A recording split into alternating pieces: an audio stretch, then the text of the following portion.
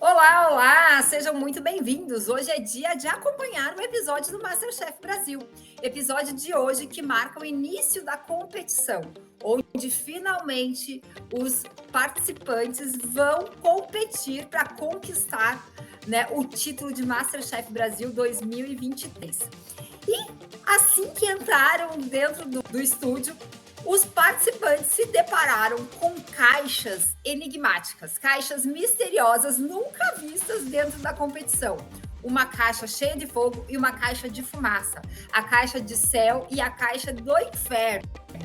O que são essas caixas? O que eles vão escolher e como eles vão escolher? A caixa do céu é uma caixa da zona de conforto, onde o participante vai poder fazer dentro daqueles ingredientes ali o prato que mais se identificar, né?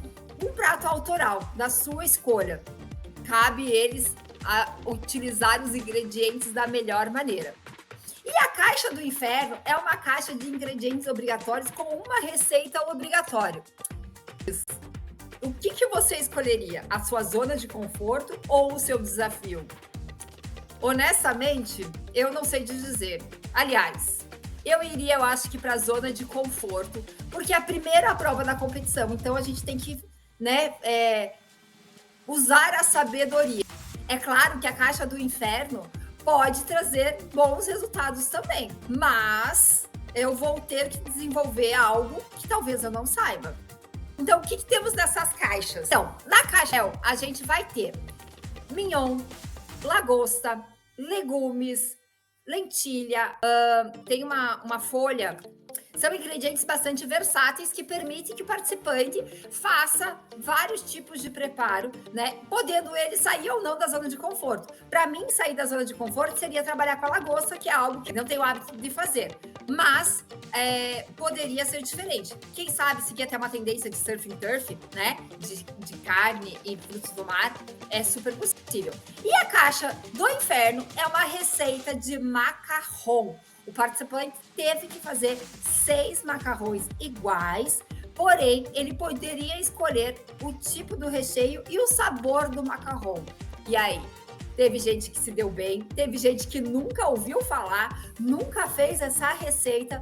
Vamos ver o que rolou, né, todos esses pratos aí. Os participantes tiveram 1h10 para preparar tanto a caixa do céu quanto a caixa do inferno. É óbvio que a maior dificuldade foi a caixa do inferno com o famoso macarrão. Porque, como eu falei, muita gente nem conhece, nunca tinha comido macarrão, quanto mais saber fazer. E o macarrão é um docinho que ele não é uma bolacha e ele também não é um suspiro. Ele tá ali no meio. Para ele ser perfeito, ele tem que crescer e formar uma sainha embaixo. E aí o recheio que mais combina são recheios mais cremosos, tipo uma ganache, eles são mais densos, assim, não pode ser um recheio muito líquido. Dos pratos das caixas do céu, que é a caixa do conforto, tá? Muita gente ficou literalmente na zona de conforto. Rolou bife a rolê, uma carne grelhada com aspargos, pirezinho de cenoura, nada que fosse assim surpreender, mas pode ser uma estratégia. Depois dos jurados experimentarem todos os pratos, 8 participantes foram selecionados para apresentar lá na frente. Eram os destaques positivos e os destaques negativos. Dentro da caixa do céu, nós tivemos 2 pratos de mignon e 2 pratos com lagosta. Um dos pratos de mignon foi o prato do Diego, com 2 texturas de couve-flor. Ele fez o mignon grelhado com um molho que ele reduziu, tá? Até ele foi comentado que ele estava retalhando a carne, mas ele fez um molho de carne reduzido ali, bem gostoso.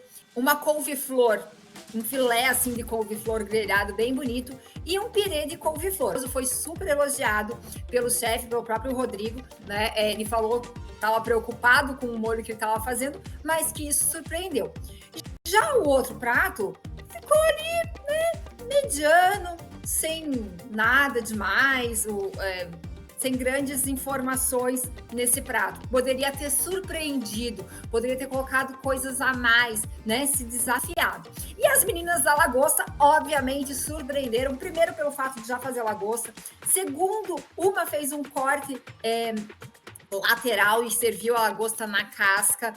Surpreendeu também com uma farofa cítrica, que normalmente é uma mistura, né, que talvez a gente não fizesse. Acharam o prato dela divertido e extremamente saboroso. A Luma surpreendeu a todos com a diversidade do prato dela. Ela foi a que mais utilizou ingredientes diferentes na caixa.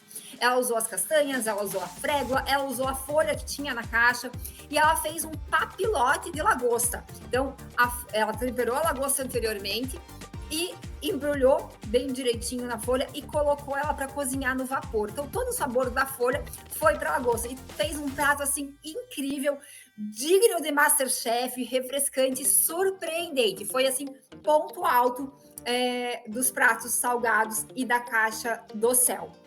Já a caixa do inferno, o famoso macarrão, né? Como previsto, as pessoas não tinham tanto conhecimento de como fazer, misturaram às vezes a técnica ou não sabiam dela, né?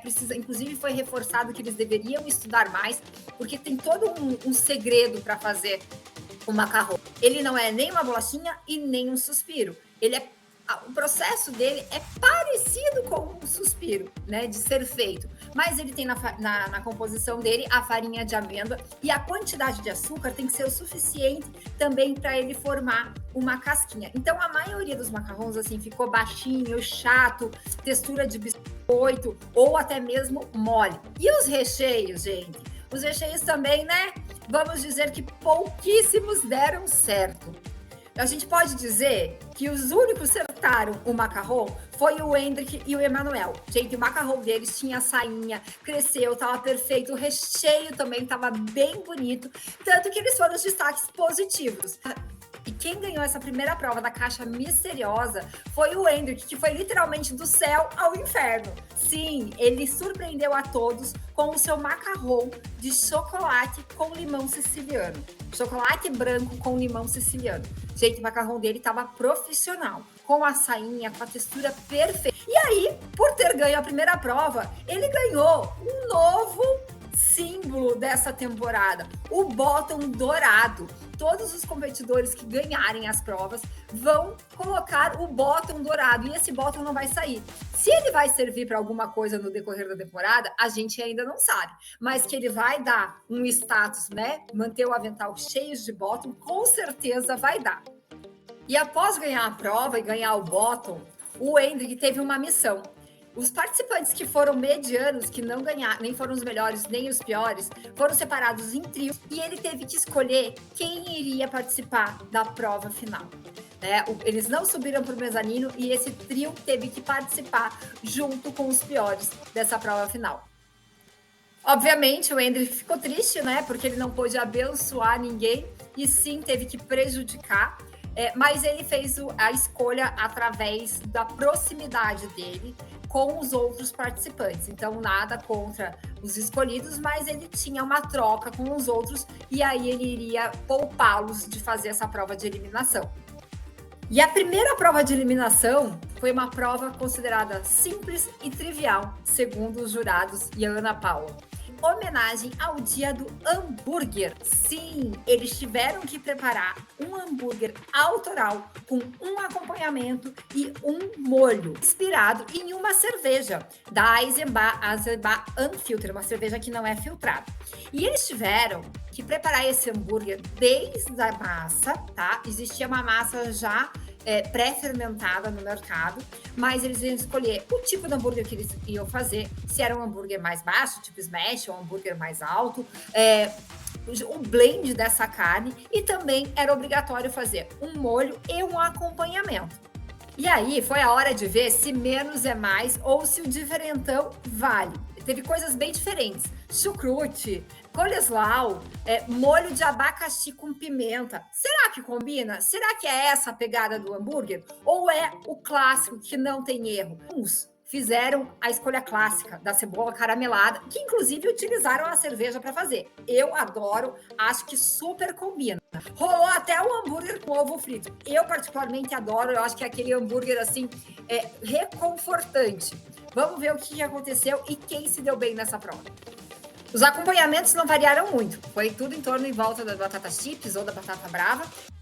O que variou bastante foi o blend da carne. Alguns utilizaram somente carne bovina, outros suína, alguns acrescentaram um bacon para dar um sabor a mais e rolou até uma receita alemã de hambúrguer.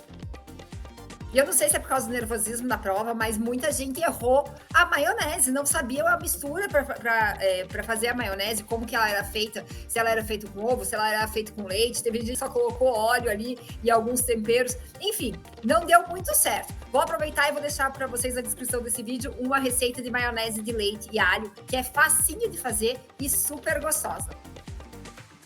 E o resultado dessa prova foi surpreendente. Deu zebra, como se fala no futebol.